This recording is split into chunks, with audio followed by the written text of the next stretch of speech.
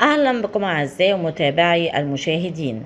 شاهد رسالة عثمان ديمبلي إلى ميسي بعد مباراة باريس وميامي.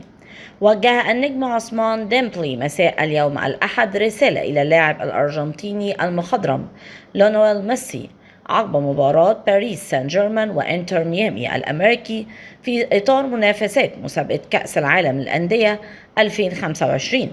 ونشر عثمان ديمبلي عبر حسابه الشخصي على الانستغرام صورة يوجد خلالهم قميص ميسي اليوم الأحد بالكامل، كما علق: من الرائع رؤيتك مجددا يا ليونيل ميسي، أنت الأفضل في كل الأوقات. نتمنى أن تواصل صناعة التاريخ مع إنتر ميامي كما تفعل في كأس العالم للأندية.